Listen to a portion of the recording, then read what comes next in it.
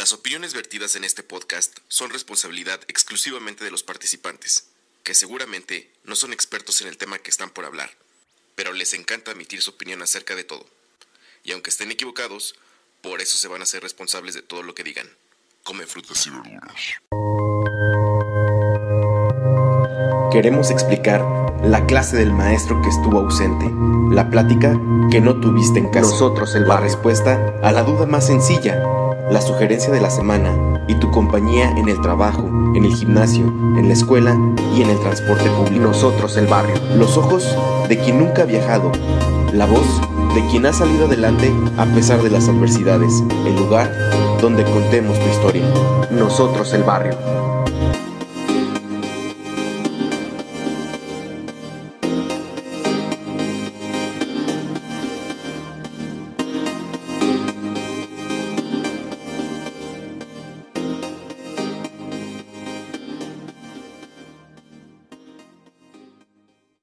Hola amigos, la gente del barrio, bienvenidos a este podcast que ya tenemos 2 semanas sin haber subido contenido, pero la señora productora, Manuel, todos estábamos ocupados, pero qué mejor forma de regresar a nuestro capítulo 43, 44 de Nosotros el Barrio. Mi nombre es Fede.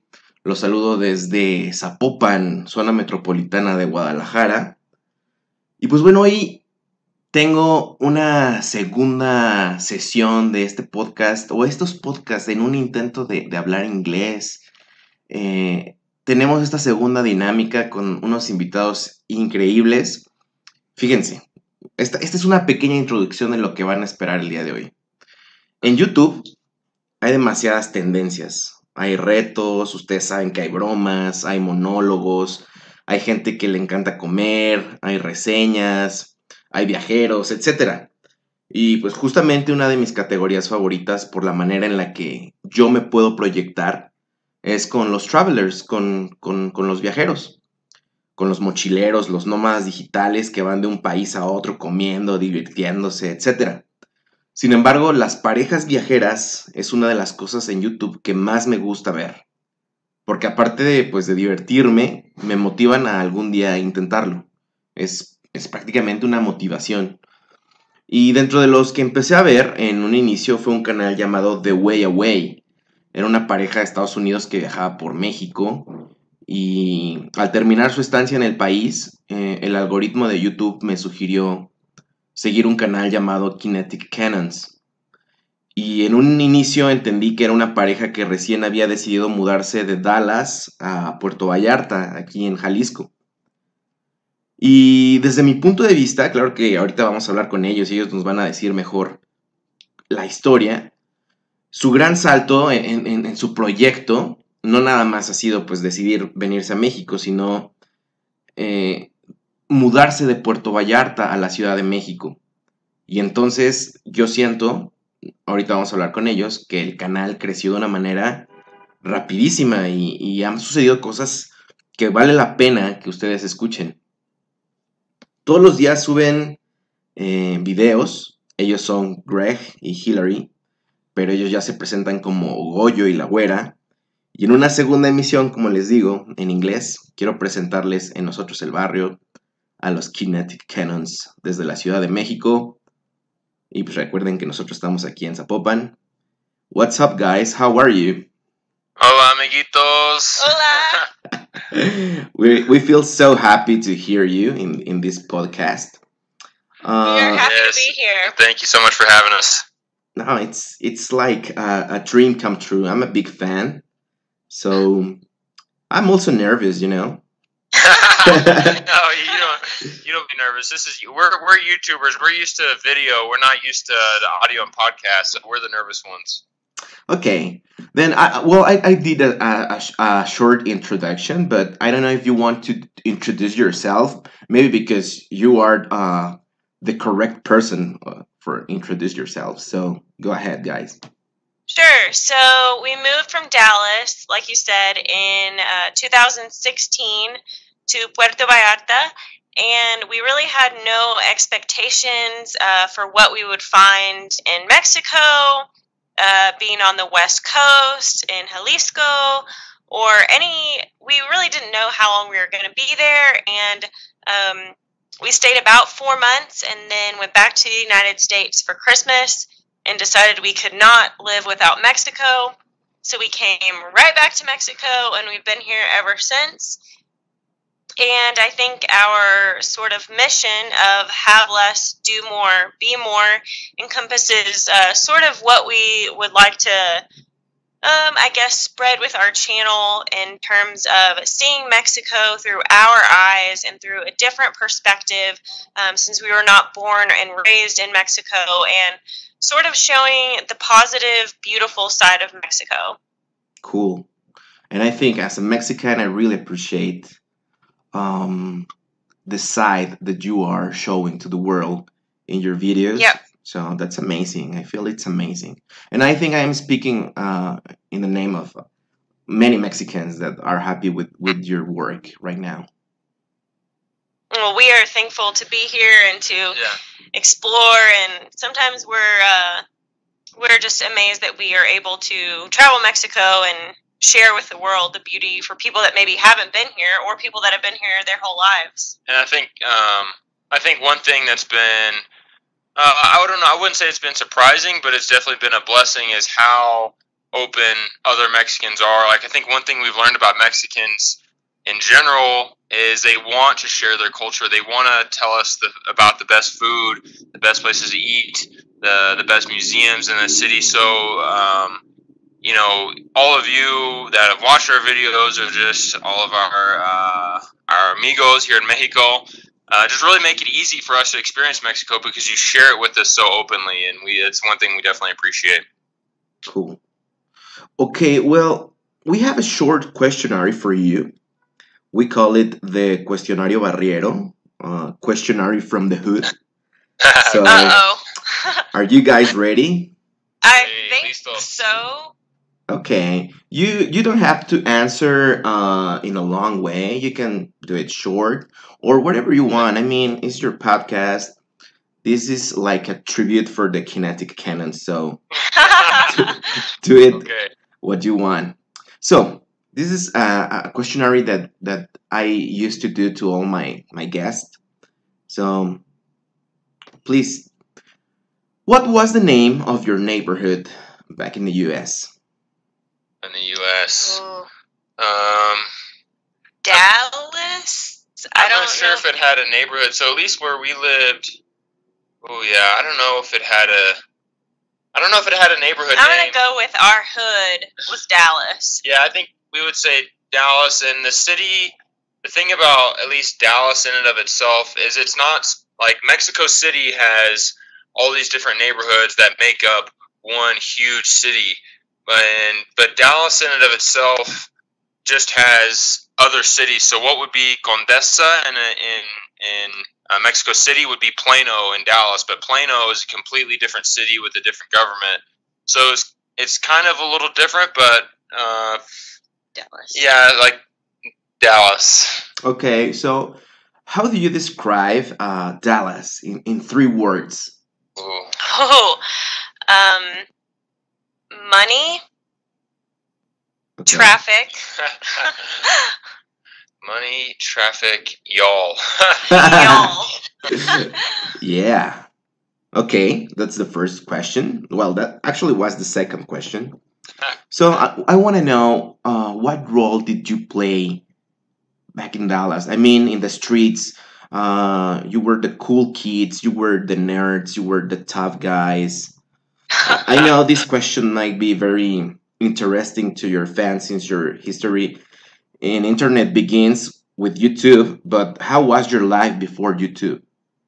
Definitely. Well, as much as I would like to say I was the coolest kid on the street, I don't know that was ever the case. Goyo, was always interested in sports, and that was kind of always my thing. I always was on sports teams, and all my friends were always on sports teams. But with that said, I don't. At least looking back, I don't picture myself, or I don't think I was like, the ultimate jock or the quote unquote dumb jock. Of course, I took, hard classes, and my mom was actually an assistant principal at the school I went to, so academics was also a big part of my life. So I feel like I kind of fit in somewhere between, like, I was like a little nerdy, a little, like, I feel like all my friends feel like they grew up and got tall and like hit puberty way before I did. So I feel like I was always young for my grade. So I was kind of like, I would say in between a nerd and a jock, if that exists. Yeah, definitely.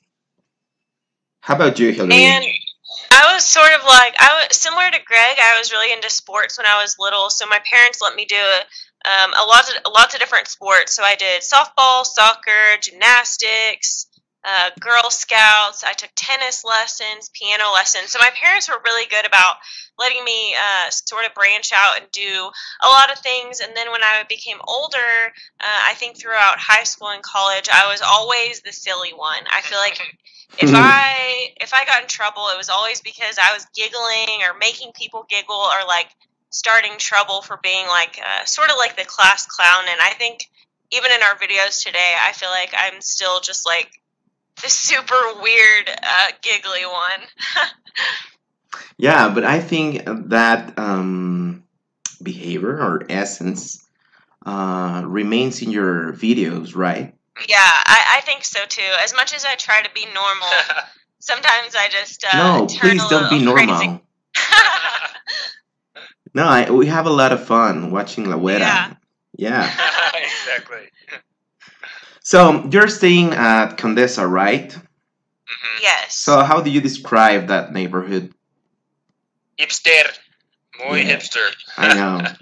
But it's cool. Yeah, it is. Yes. It's really cool. It's so we lived in downtown for just 1 month, and that was a lot of fun near the Zocalo. That was fun, but there were so many people, and so I like this area better because there are parks Yeah, and people walking dogs, and it feels a little less crazy I know. than downtown. I'm from Mexico City, actually, and when I saw Oh. that you were staying at downtown, I was like, are you serious? Yeah, Okay. it was really crazy down there. I mean, it's a good downtown is great for like a vacation, or not a vacation necessarily, but if you want to see the touristy sites, it's a good spot. But living Sure. there, but that kind of definitely threw us into the fire in terms of Welcome to Mexico welcome City. to Mexico City. Yeah, definitely. So the next question is the big question. Oh, Uh-oh. Favorite Mexican street food? And in case Oh. there is a street meal in your city, Dallas, which was that meal? okay. What's your Okay. favorite street food? I think my favorite street food would have to be quesadillas con queso. Yeah, that's a very Chilango reference. Yeah. And in Dallas, we didn't really have street food, so Oh I yeah. can't think of anything in Dallas that would even like compare to street food here. What's yours? I think for me, I don't know. This might start a whole debate on your podcast, but I think I like tortas better than tacos. And I know that's gonna upset some people, Wait, what? but I just love a good torta. But you really love tortas ahogadas. Tortas ahogadas Jalisco. from Jalisco. I mean, I love all tortas, and I think the reason I love tortas is because you can have one and you're full, and they're so big, they're so delicious and flavorful.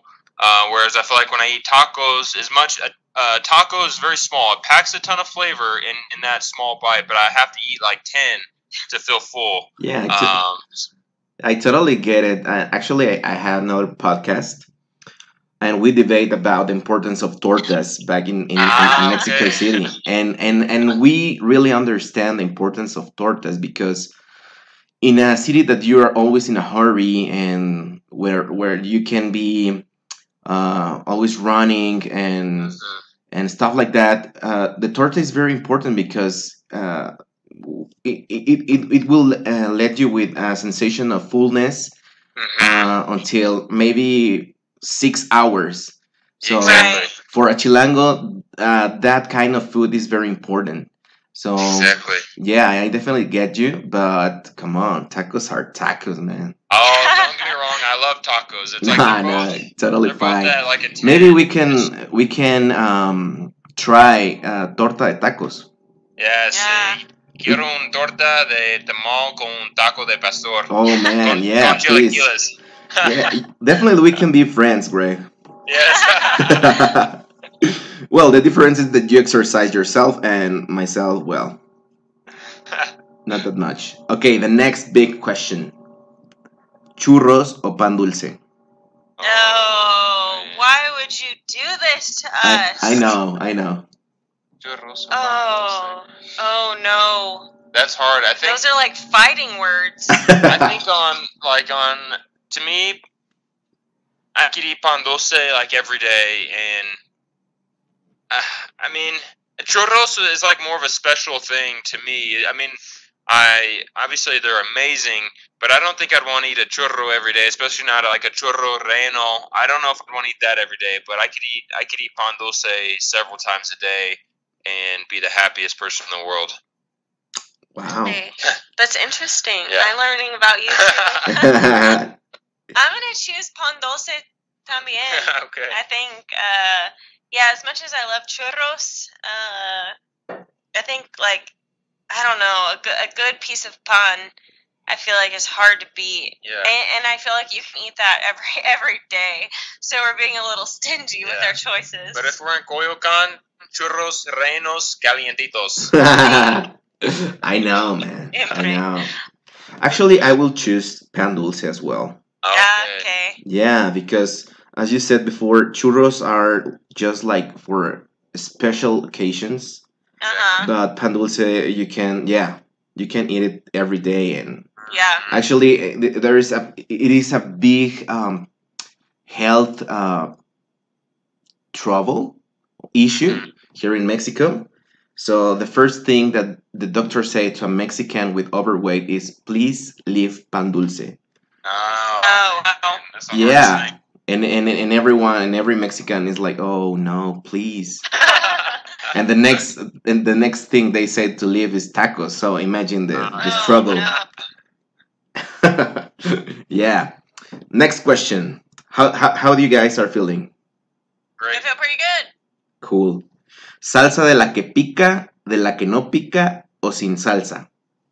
Oh Sin salsa para mí. no. Oh no.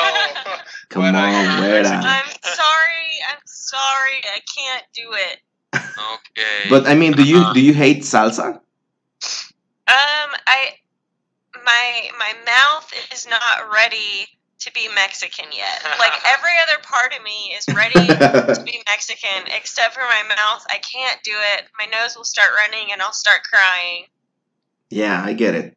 But But Greg is pretty tough. I can't do very much salsa or anything very spicy like habanero. I can't do habanero. Mm-hmm. But I'm slowly beginning to appreciate, like on a taco or with whatever meal, just the little bit of salsa on everything. I think makes everything. It just makes everything better, and as long as it's not too spicy, I mean, yeah, salsa all the way. Yeah. Yeah, it is really strange. Now that I see your videos, I ask myself, why do we love spicy food that much? Yeah. And I wanna do a investigation about that. I Greg wanna is know starting to be like that too. why. Though. Like, Why are he we puts so salsa on obsessed? everything. Yeah, but I am agree with Greg that I love spicy food, and I don't know why. It gives a different taste. Actually, yesterday I was eating some chips, and I was constantly eating without salsa, and I was like, this not taste good. See, it's not the same. It's not the Yeah. same without. You I have to have know. some Valentino with your chips now. Yeah, definitely. So, last question for the Barrio questionnaire. Metro or Uber? Oh, you got it. That's hard. I want to say, oh man. Well, It depends. It depends if we're taking our camera and we have big backpacks to carry, it's usually typically Uber, depending on what time of day it is. The metro is a little bit hard for us to figure out still. We're still working on it. Okay. And if we have backpacks and just a bunch of stuff, we typically don't take the metro. Yeah, I think we definitely use Uber more often, but we don't. We can walk a lot of places here in the city. So I mean, I think walking is like option number one for us, and definitely. then Uber, because unlike a lot of the people here in the city that have to commute to a job, we don't have to do that on a daily basis, and so. As much as we don't like spending 50 pesos on an Uber ride, sometimes it's worth it, like Hillary said, when we have our camera gear or any other stuff. We usually just feel a little bit better about getting where we're going without 15 million other people going with us. I know what you're saying. And I don't like being underground. I have a fear of being underground, so I would say Metrobus. Yeah. Oh, okay. Sí. Yeah, it's another I don't option. I don't like being underground. I feel claustrophobic or something. So okay. I'm not a huge Metro fan. Yeah, I know. I totally get it, and I think that Metro of Mexico City is a special one on all around the world. So yes. yeah, it's another level. Yeah. Well, I think that's enough for this Barrio questionnaire. I am really impressed with your channel, guys. You actually can sing as Drake. Started from the bottom, now you're here. Yeah, definitely. And actually, I tweeted Greg that you are creating a new way of blogging. Since you post daily videos and also since your videos are so personal, I think your channel is, at least for me, it's like a reality show. And let me explain you why. I was in my lab and I saw a few weeks ago, that you posted a video with a big announcement from Hillary. And I realized I was worried about it. And I immediately contacted my wife and sent the link and said to her, look. And she watched the video and started to give me ideas for you to solve your problem. And then I stopped it and said, man, the Kennons have created a reality show. We know about their life and we care about them. So that a good level of engagement, man. So what do you think about this? Yeah, I like sharing our lives. I think 99% of our days are filled with joy and laughter and us being silly. And so when something serious and something big happens, I think it's even more important that we share that part of our lives too. And so while that video, we weren't silly and we weren't giggling, I feel like that was probably a couple of the most meaningful videos we've made. But I feel like it's really brought our community together, and like mentioned earlier, the amount of support from people in Mexico and our friends to the north and everywhere has just been so crazy. We woke up the next day with hundreds of emails of people asking how they can help and if we needed a place to stay. And I think that Greg and I were just I couldn't believe that something that seemed like a bad day, only one day later turned into like such a great day, and feeling so supported and so loved was something that we had no idea that there were people like you and your wife who thought about us on that level and would worry about us like you would worry about a child. Yeah, that moment was when I said, oh, come on, man, this is not a normal way of watching YouTubers. So and why do you think I don't know that. Oh, go ahead, Greg. Sorry. No, it's okay. You got it. Why do you think this happened? Why? What's the reason that you think that people responded in that way? I think I don't know. That's a good question. I think since the get go, or since the beginning, and since we when we started this, we didn't really expect anybody to watch our videos, but kind of as we slowly gained followers and more than 20 people watched our videos, our number one goal from the beginning has been to build a community of people, of like-minded people that love Mexico, that just maybe they're looking for a little bit of information, but they also want, they want like 5 to 10 minutes of something silly or something that'll make them smile, something that'll make them feel happy. And more important than us making the videos, we've always attempted to actually communicate with our community via the YouTube comments or Twitter or Instagram, and actually build relationships with people.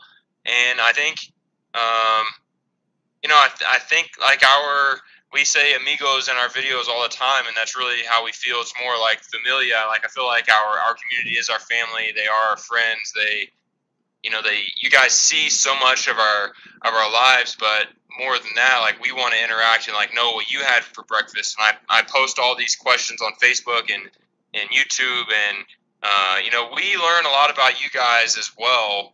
And so I think, unfortunately, when something like this happened, just like with any family, when a crisis strikes, I think everybody comes together, and I think that's kind of what happened after that video.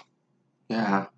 And I want to ask you if you both are agree of sharing your life in that way, or if there is someone that said, oh no, that definitely we will not share it. Because I can understand that, because well, I love to be in the social media. I love to be in Instagram, Facebook. However, my wife doesn't, and she's like, no man, stop it, please. And I don't know if you feel, or if you both are agree of sharing your life in that way. Yeah, I think I love to make people laugh. If I can make people giggle, if I can make myself laugh, if I can make Greg laugh, like there's nothing that brings me greater joy. And so if Greg and I are going, if we're going, let's say, to dinner, I certainly don't mind sharing that. And I think Greg and I have grown closer, and we've gotten to do some really cool things, because not only do we depend on each other as partners, but sort of in like sharing our lives, and we're more on the same page about our plans for the day. And I think making the videos has encouraged us to get out of our comfort zone. And while my Spanish isn't super strong, I think we're being forced to explore Mexico in a different way. So I feel like more than grateful to be able to share our lives, especially every day. It's something that's really cool that I don't think a lot of people get to do. Yeah. No, I don't.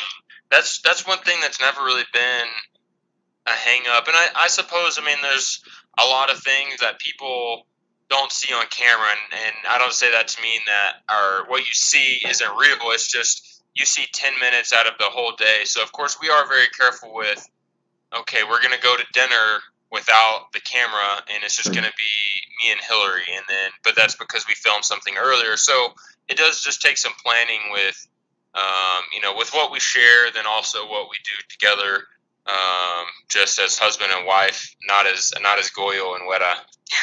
Sure, cool. That's a good trivia, fun fact for your fans. Yeah, exactly. Yeah. So what was first, the idea of becoming a vlog, or the idea of come and live here in Mexico? It was definitely come and live in Mexico.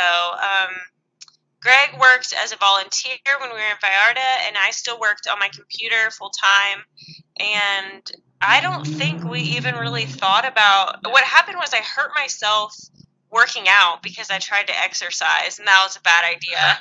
And early on, I hurt my neck, so I hurt some, I don't remember, ligaments or something in my neck. So I wore a neck brace, and we thought it would be funny to film, 7 days of immobilized adventures because I had this silly looking neck brace. And we filmed those videos, and I feel like they were so fun. They were fun to make. They were funny because I was in a neck brace walking on cobblestone streets.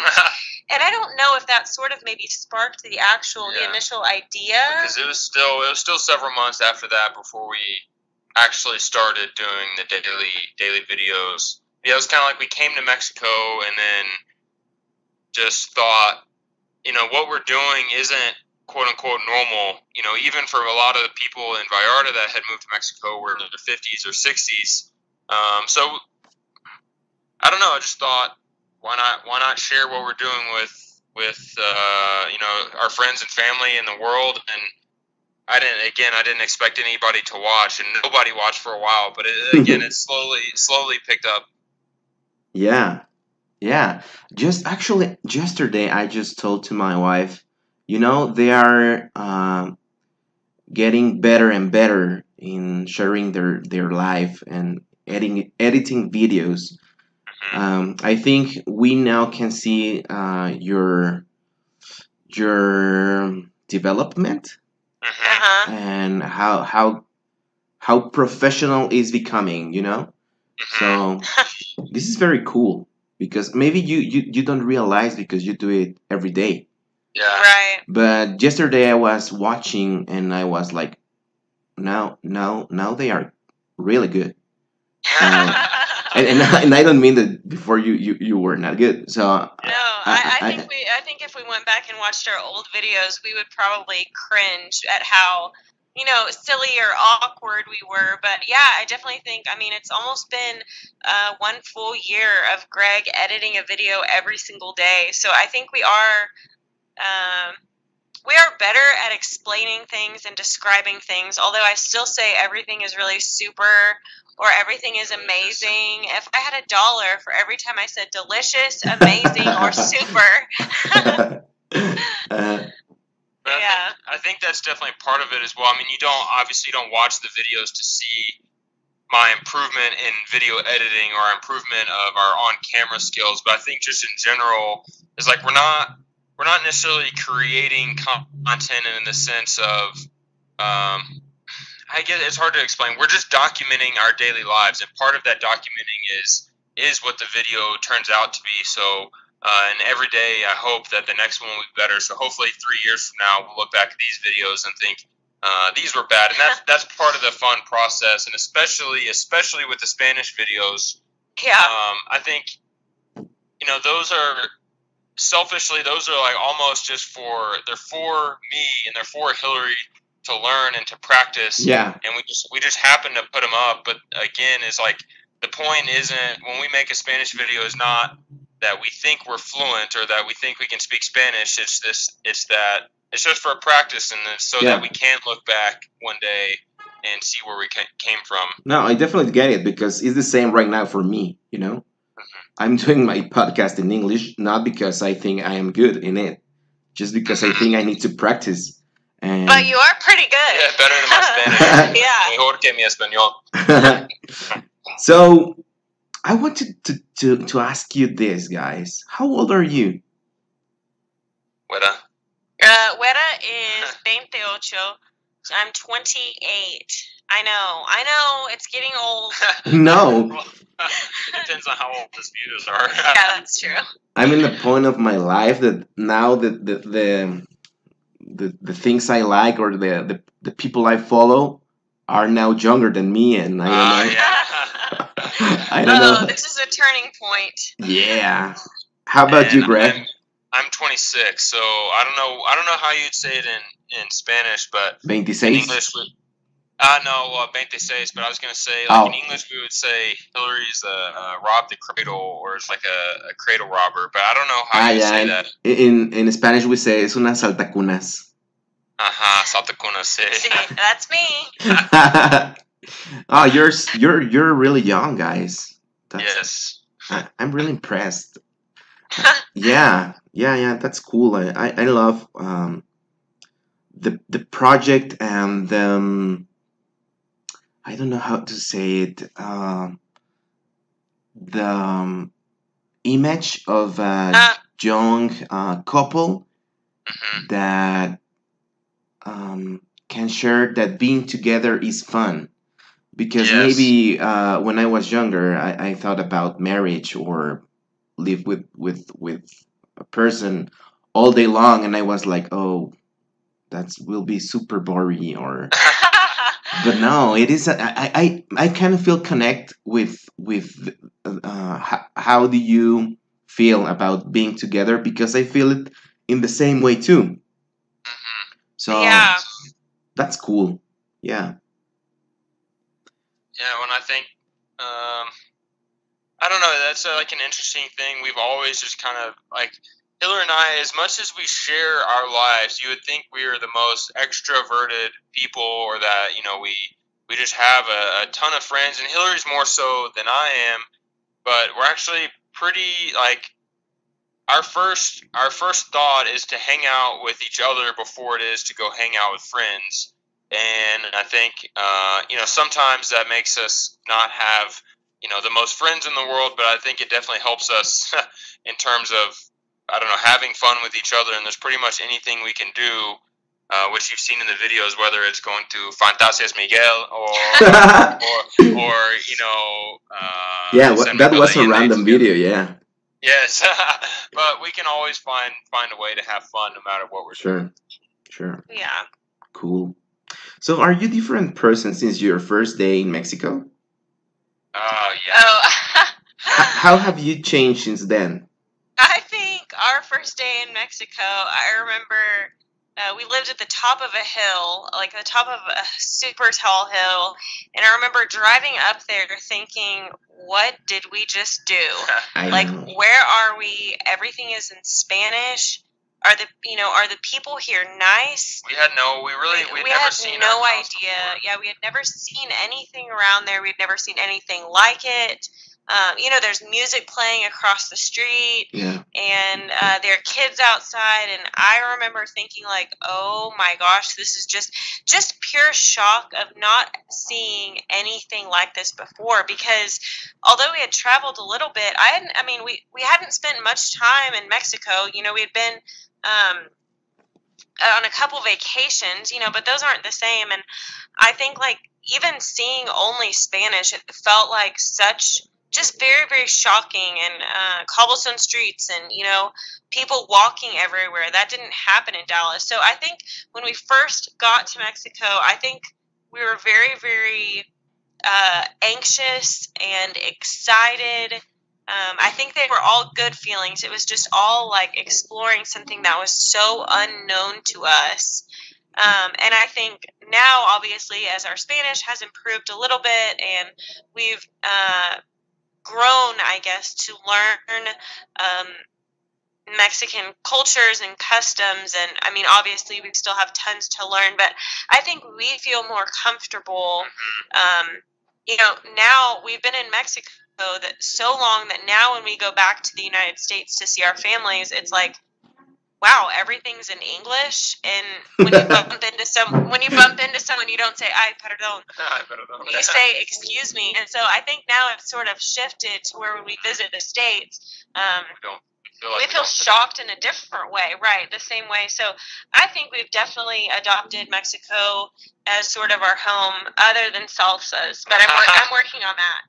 Yeah, I think it's hard. I don't know, and I'm sure if I watch back on our videos, I could really see how we've changed. But I think just the longer we're here, you know, obviously we will never be fully Mexican, and there's like we have a long history of living in the States. We have our family in the States, and obviously those are things we're proud of. But I think, I don't know. I mean, like you've seen in our videos, like us making fun of WhatsApp, or like making fun of Mexicans saying Yeah. Like, I think we're slowly,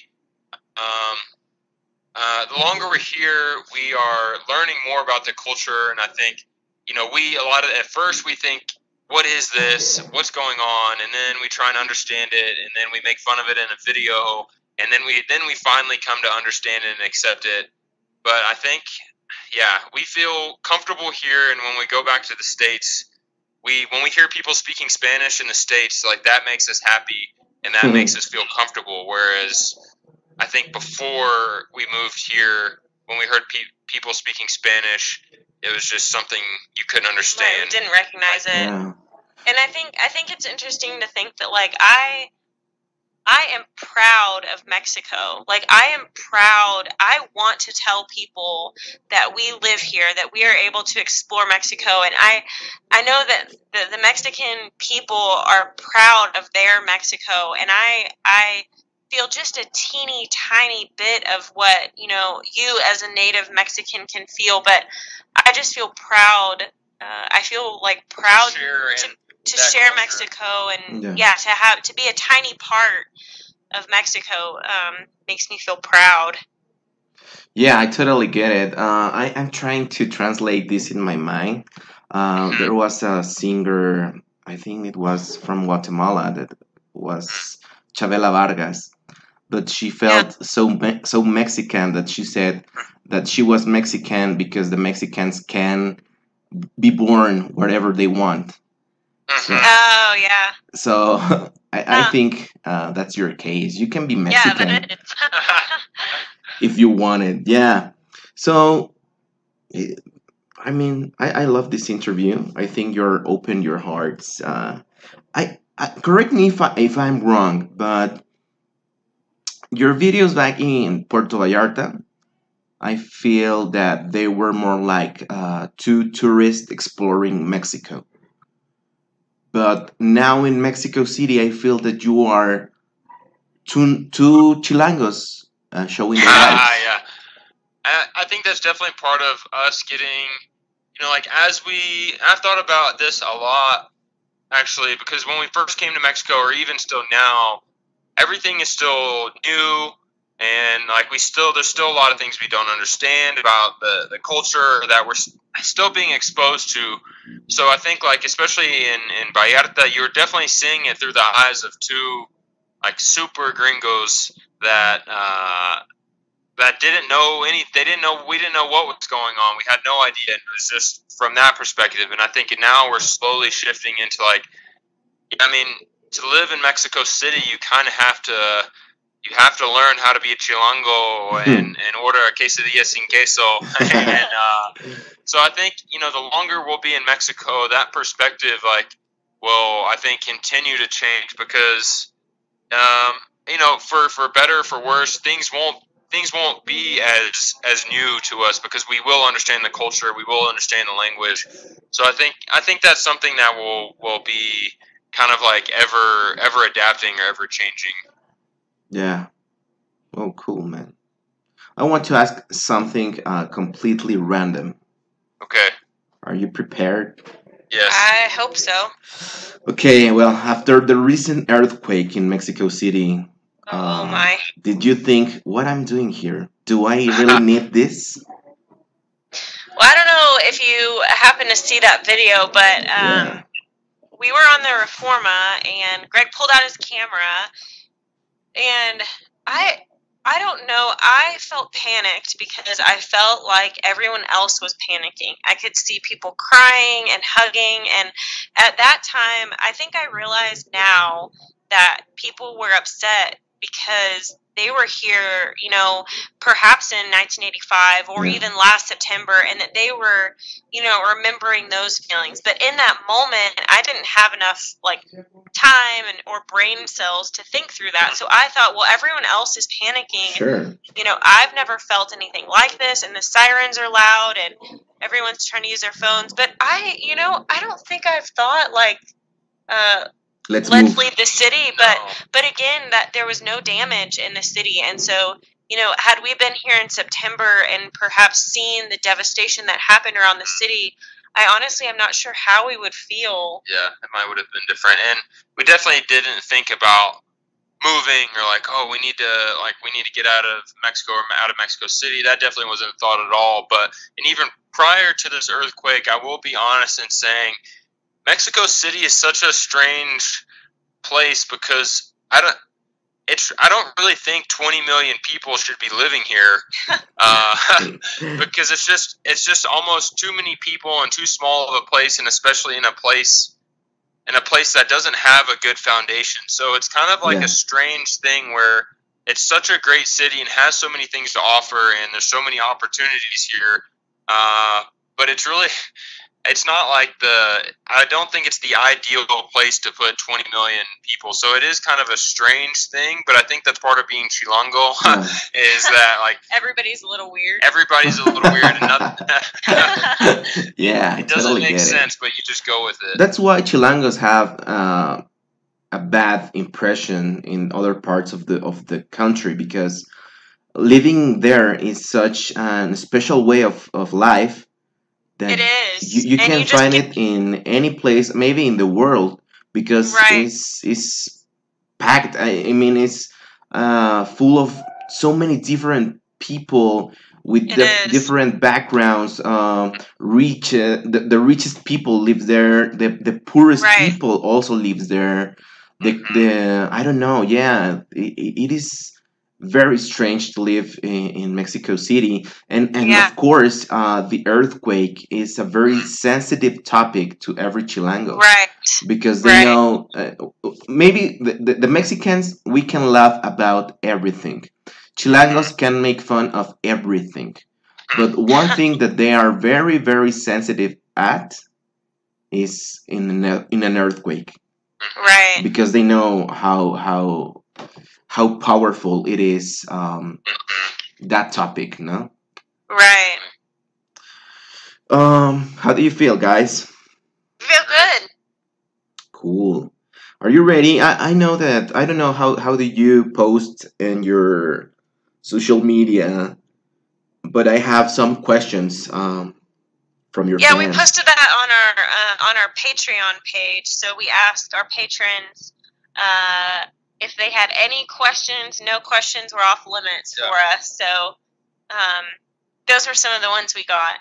So let me read it, and maybe if there is some question similar than before, Okay. maybe we can disregard or Okay. answer shortly. Okay. Okay, we have David Judaica, or David Judaica. I don't know how to pronounce that. He said, if you only had only one day in CDMX, what would you do besides eating churros? Hell, you want to take that one? Yeah.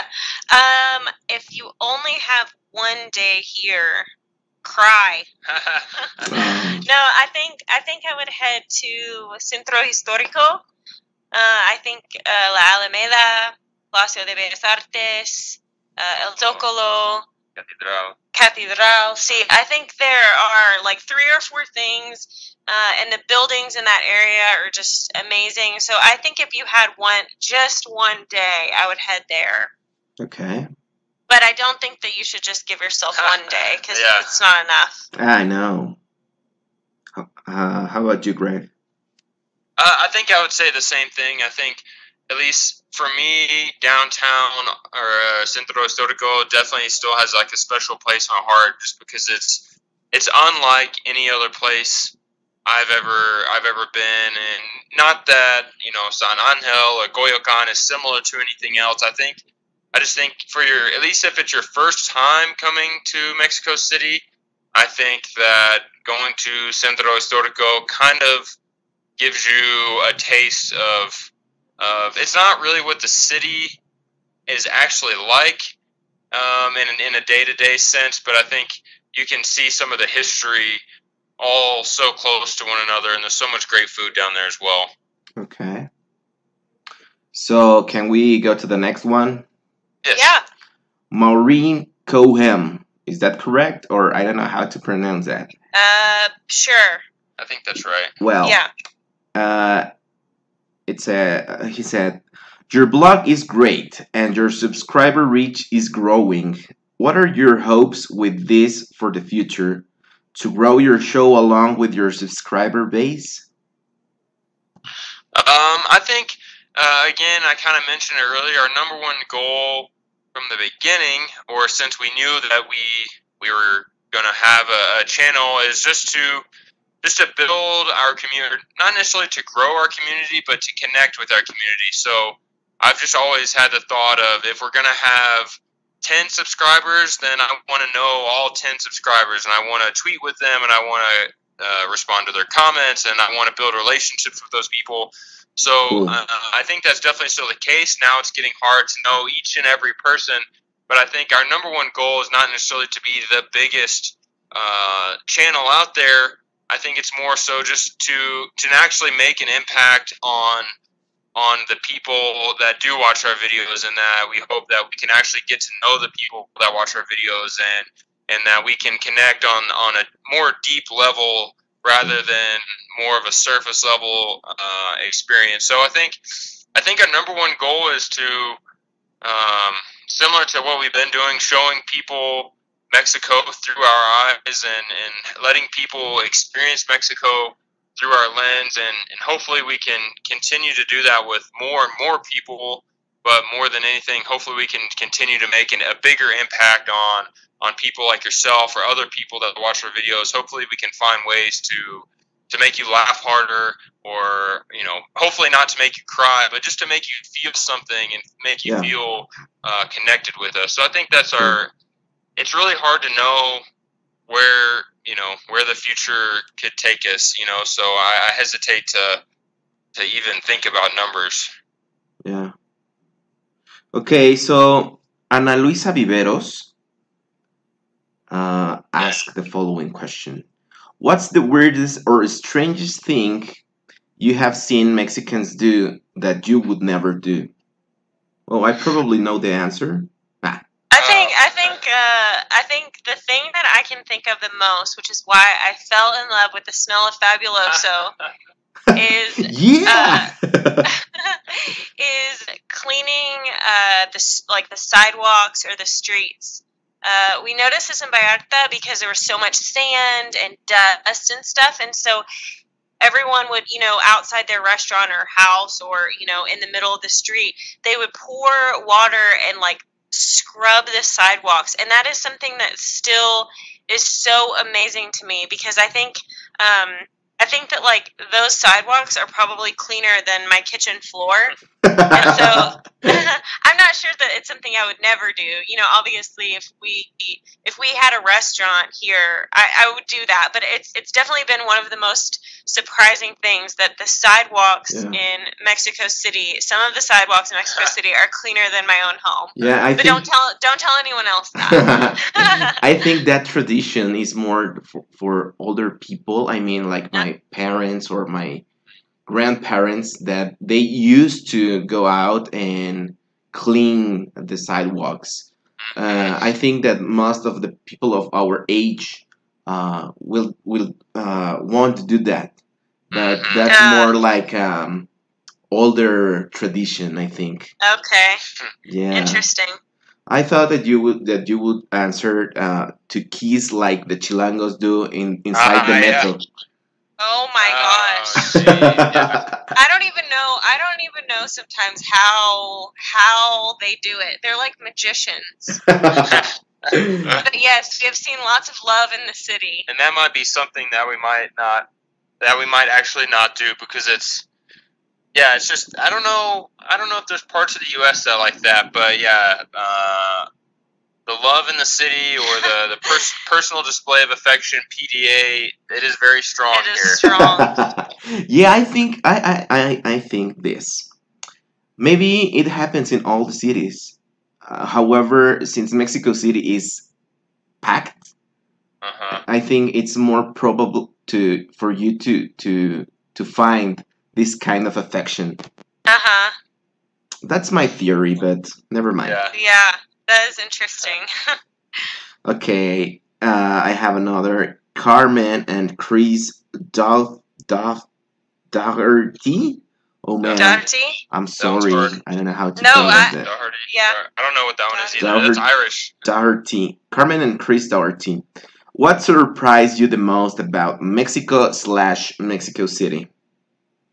I think at first, one thing that was surprising, and I want to make sure I say this the right way, is how nice Mexicans are, and how kind the people are, and how again, I talked about how much they want to share their culture with us. And I think it's not surprising in that we thought Mexicans were going to be mean and rude and not want to share their culture with us. But I think it was just we really had no idea what like actual Mexicans would be like, because I think there is a difference culturally between Mexicans, Americans living in Texas, and then Mexicans that have lived their whole lives here. So I think just the people of Mexico has been one thing that's been completely surprising, and that's something that you certainly don't hear about in the States. You don't hear about how nice Mexicans are, and I think if someone told you that in Texas,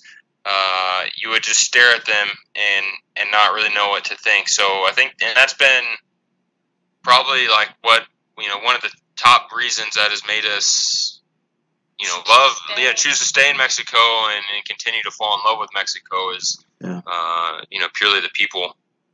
And it's kind of funny, because at some point of the history, Mexico along with Texas, we were one country. Mm-hmm. So, Right. it is amazing. We were together. I mean, we I don't know how to say this. We have the same foundations. Right. Yeah. Oh, that's cool. So I have another question. Kathy Jasper. Is there anything you miss terribly from living in the U.S.? The thing that comes to mind the quickest is our families. Sure. I think that's the one thing about life in Mexico that is, a downside. But I also think that the times that we do go back to the United States, our time with our families is so much more sweet because, we have the opportunity to miss them. And when we lived only a few hours away, we didn't see them that often anyway. So we may see them about the same amount of time while being in a different country. But I think that's the thing that we both probably miss most in terms of any actual thing other than family. I can't really think of an actual thing, especially since we're in the city now. Like you could get anything you ever wanted. If you can't get it here, you can't get it anywhere in the world. So I can't think of any like actual things. Sometimes I miss Chick-fil-A. Mm-hmm. What about you, Greg? Yeah, I think it's the same as Hillary. I think just our family, and I think part of like missing our family, even though we still see them often, and my mom's actually coming to Mexico City soon. But I think if we lived in Indiana and our family lives in Texas, I don't think we would feel as distant from them, or I don't think it would feel as far away. But I think since we're living in a place with a completely different culture and a completely different language and different food, I think it makes us feel further away, and it makes us feel like, and that's one reason we love the videos, is because we can show them what Mexico is like, and we can share with them what our life is like. But I think it's hard, obviously, I'm trying to think of a good way to explain it. I think our lives are just so much different. We live the lives of, not like working class Mexicans, because we don't have to go on the metro every single day. But we essentially, living in Mexico, it's hard to just explain to our parents and friends what that is truly like and what Mexicans are like, and so I think that's part of just feeling a little distant from people, is them not quite fully understanding, I don't know, I think what Mexico is. Okay. So the last questions from your fans, your patrons. Rudo Robinson. What are 5 things that a person should do before moving to Mexico? That's interesting. Let's change it to before coming to Mexico. I think that's a little easier. So we'll first, say, open a channel. I would say the first thing that I would tell someone that's maybe never been to Mexico, or maybe is just coming to Mexico, would be to have an open mind, because I think no matter where you're coming from in the world, you may have a set mental picture or mental idea of what Mexico may be like, and we can almost guarantee that it's probably nothing like that. I know that's how we felt. So I think coming with an open mind in terms of the people, the food, the culture, the way the buildings look, the way, traffic and things like that, having an open mind and sort of like no expectations, because I think obviously we think Mexico is amazing, and I think building up any like sort of preconceived thoughts of Mexico can only do damage. Exactly. Yeah. I think número dos es practicar español. Yeah. Practice Spanish. I think depending on where you choose to live, it may or may not be a necessity to quote unquote get by or to live your life. But I think one thing, and I spoke with Justin from Los Perms, which you should have on the podcast if you haven't already, by the way. Yeah. And we were talking about how learning the language opens up so many. You start to understand things so much faster, and you can appreciate things so much more. So I think not only learn Spanish so that you can make friends and interact with people and order chiles rellenos de churros rellenos de chocolate, but also so you can just kind of understand, I don't know, what's going around, what's happening in your world. So I think number 2 is practice Spanish for sure. Number 3, Hill.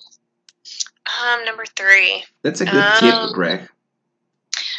Thank you. That might be my only good one. Yeah, no, I'm struggling. Number 3, I would say, come willing to step out of your comfort zone. So I guess this is sort of like similar to my number 1 with having an open mind, but I think that trying to talk to people that live where you may be going, and trying new foods, and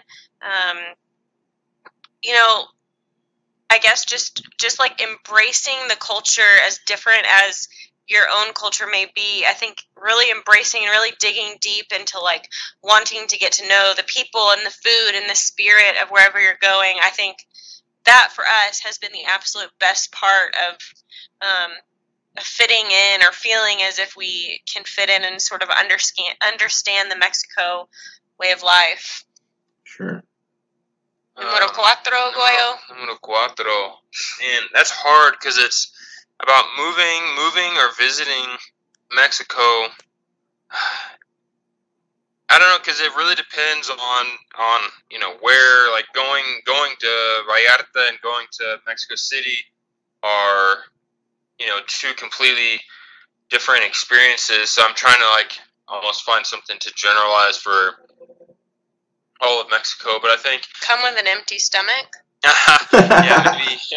maybe come with an empty stomach. Well, that kind of goes along with what Hill said, is just being open to trying new things, and that I think that goes along with that. But I think one thing, this goes with traveling wherever you go, is just to travel lightly. Whether you're coming here for vacation or you plan on moving here, don't bring all of your possessions to Mexico. Just come with as little as you possibly can, and I think it'll make traveling so much easier, because you won't have 10 suitcases, and you'll start to realize how much you didn't need all of those possessions. And there's plenty of things we need to get rid of as well. But I think, especially probably more so in Vallarta, but I think coming to Mexico, one thing a lot of estadounidenses can learn is that we just don't need things. We don't need stuff. A lot of that's just the community around you and your family and friends is your source of happiness, not your Mercedes-Benz and your watch. Yeah, that's why have less, do more, right? Exactly. Cool. And the last one? What? I would say come.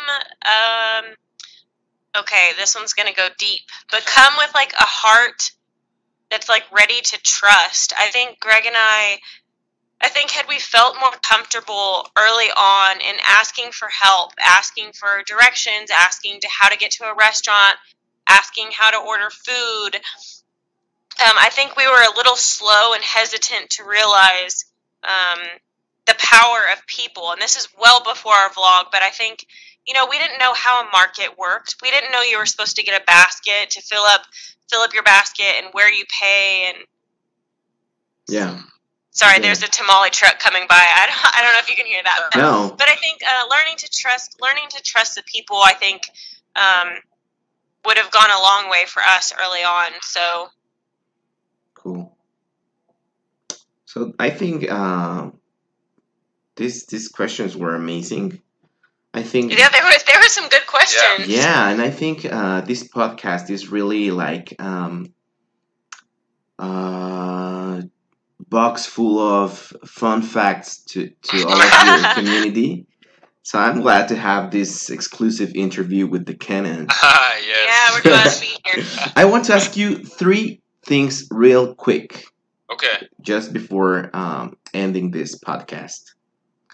So, if you have family, do you think you will stay blogging? Like if we have kids. Yeah, like the perms. Oh, yeah. Vlogging. Oh, okay. Yeah, blogging. Sorry. I can't imagine a day or a time that like we won't. It's hard. It's hard to imagine like, what will life be like in 5 years. But what I do know is that we have fallen in love with Mexico in only the last year, and I can't imagine not sharing with the world, the magic of Mexico. So I would say, yeah, I would say. And I don't know. I mean, we might not do it every single day like we do now, but I think even that would bring a different experience, because now we're not just gringos in Mexico, we're gringos with kids in Mexico, and so that's similar to Los Perms. That's a completely different outlook, and then we'd have to look at schools, and we'd have to living here with a kid would be so much different. So I think that's an experience we'd want to share as well, I believe. Yeah, shout out to the perms. I really respect that kind of family. Yeah. Yes. Yeah. Shout out. Next question, real quick. Do you think if you decide to move to another country or get back to the US, do you think this decision will impact to your community?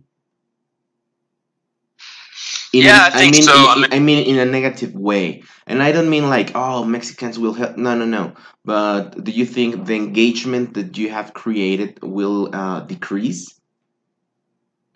I think we have definitely like honed in, or we have definitely told people what our mission is, and we have almost a clear path of what we want to do and where we want to do it. And at least for the foreseeable future, that is Mexico. And especially with Hillary's job situation, she was basically given the choice of we could move back to the States and she could keep her fairly well-paying job, or we could stay in Mexico and she would lose her job. And obviously we chose Mexico. So one, I think that tells you a little bit about like where our mindset is in terms of growing our channel, and 2, how we feel about Mexico. But I think if we were to move to the States, I think it would be, unless we move to like a border town, or unless we move to like a primarily Hispanic town, I think it would be completely different. And not that's, again, it's hard to know what we'll do 5, 10, 15 years down the road. But I think if we were to move outside of Mexico, I think right now I honestly would see us moving to another country in Latin America, and still trying to tie in a lot of the similar themes. But for now, there's still maybe like 28 states in Mexico that we haven't been to, so we have a lot of work to do in Mexico before. But I think that this is like what our videos are about, what our community is mostly of Mexicans, or of Mexican Americans. So I think we want to stay true to that for as long as we can. Cool. Chido Weros. Thank you very much for your time. And I have just one thing to say. I want to challenge you guys. I don't know if you're ready. Okay. I hope so. I challenge you to make a video about a song of a rock band, a Mexican rock band called Café Tacuba. Okay. They have a song called Chilanga Banda. Okay. Chilanga Banda. And they use all the slang of Mexico City that begins with CH, like chido, chale, chamba, churro. Okay. So I dare you guys. Challenge accepted. I dare you guys to sing that song, but to translate to the regular Spanish. Okay. Okay. We'll have to. Accepted. I mean, I need to work on my you can disregard if you want. No, Weta accepted already. Yep. We're on. Cool. Well, Weros, I really appreciate your time. I really appreciate what are you doing with my country. I love Mexico City, and I will say I thank you for doing or for showing my city, my culture to the world, and I really appreciate to see my own culture through your eyes, and it is amazing. And shout out to all the vloggers that are in Mexico City or all over Mexico that are showing good and positive things to the world. So I really appreciate that. That's why I am really engaged with this kind of videos. So quiero agradecer a la gente del barrio que estuvo aquí presente. Güera, Goyo, ¿quieren decir unas últimas palabras en español quizá? Ok, en español. Ok, solo queremos decir muchas gracias a apoyarnos y a ver nuestros videos y por supuesto a compartir tu país con nosotros. Chido, güeros. Cuídense mucho. Gracias a toda la gente del barrio. Gracias. Hillary, ¿quieres decir algo? Nada. En español no. No. Ok. Lo siento. Muchas gracias. Hasta la Gracias. próxima. Nosotros el barrio. Nosotros, el barrio. El barrio somos nosotros. Tú, yo, él, ella, ustedes, ellos. Somos todos. Todos somos nosotros el barrio. Aquí todos caben. Aquí todos pueden caminar por nuestras calles. Nosotros, el barrio. Muchas gracias por escuchar y descargar este podcast. Mil gracias más si lo has compartido y te has suscrito a todas nuestras redes. Nosotros el barrio te lo agradecemos y te respaldamos. Hasta la próxima.